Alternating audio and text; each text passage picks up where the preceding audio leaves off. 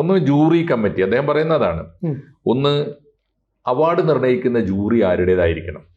ഒന്ന് well experienced ആയിട്ടുള്ള ആളുകൾ വേണം. ധാരാളം സിനിമയിലൂടെ ധാരാളമായിട്ട് കടന്നു വന്നവർ, സിനിമ നിർമ്മിച്ചവർ, സിനിമയുടെ ക്രാഫ്റ്റും സിനിമയുടെ ആർട്ടും അറിയാവുന്നവർ ആയിരിക്കണം.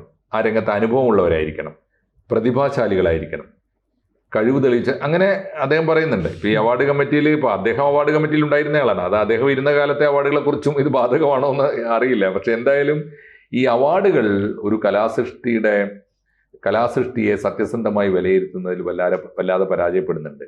അത് സത്യമാണ്. ഇപ്പൊ സിനിമയുടെ കാര്യത്തിൽ പലപ്പോഴും നമ്മൾ അനുഭവിച്ചതാണ്. പലപ്പോഴും വീതം വെക്കുകയാണല്ലോ ചെയ്യുക.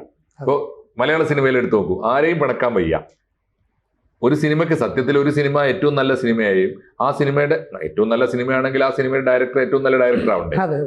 അതാണെങ്കിൽ ആ സിനിമയുടെ ഏറ്റവും നല്ല സ്ക്രീൻ പ്ലേ അതാവണ്ടേ, ഏറ്റവും നല്ല സ്ക്രിപ്റ്റ് അതാവണ്ടേ. അതാണെങ്കിൽ ഏറ്റവും നല്ല അഭിനയം അതിനകത്താവണ്ടേ. ആവാലേ. ഇപ്പോൾ ഏറ്റവും നല്ല ഡയലോഗ് അതായിക്കൂടെ.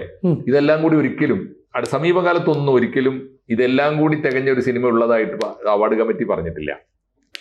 പോപ്പുലർ സിനിമ വേറെ, ജനപ്രിയ സിനിമ വേറെ, സാമ്പത്തിക വിജയം നേടിയ സിനിമ വേറെ, നവാഗതരുടെ സിനിമ വേറെ, ഇതൊക്കെ പറഞ്ഞ് വീതിക്കുകയാണല്ലോ. അപ്പൊ എന്താണെന്ന് വെച്ചാൽ ഏറ്റവും നല്ല സിനിമ, അപ്പൊ എന്താ സംഭവം എന്ന് വെച്ചാൽ ഒരു അവാർഡിലൂടെ ഒരുപാട് പേരെ തൃപ്തിപ്പെടുത്താൻ പറ്റും. നല്ല സിനിമയ്ക്ക് മികച്ച സിനിമ എന്ന് പറഞ്ഞിട്ട് അതിന്റെ സംവിധായകന്റെ അവാർഡ്, മികച്ച നടന് വേറെ അവാർഡ്, മികച്ച തിരക്കഥക്ക് വേറെ സിനിമക്ക് അവാർഡ്, നടി വേറെ അവാർഡ്, പാട്ട് വേറെ അവാർഡ്, ഇങ്ങനെ ഇതെല്ലാം വീതിച്ച് ഏറ്റവും ചുരുങ്ങിയത് 10-20 സിനിമകളുടെയെങ്കിലും പേര് അവാർഡ് പട്ടികയിൽ വരുന്ന തരത്തിലാണ് നമ്മുടെ അവാർഡുകൾ കൊടുക്കുന്നത്. ദേശീയ തലത്തിൽ ഇതിനേക്കാൾ കഷ്ടമാണ്. ഏത് ഭാഷയാണ് ആ കാലത്ത് സ്വാധീനിക്കേണ്ടത് എന്ന് തീരുമാനിച്ചിട്ടുണ്ടാവും. അപ്പോൾ അതിനിടയിൽ അവസാനം ഇപ്പോൾ പല ഏറ്റവും ആ ഒടുവിലത്തെ അവാർഡൊക്കെ എടുത്തു നോക്കൂ.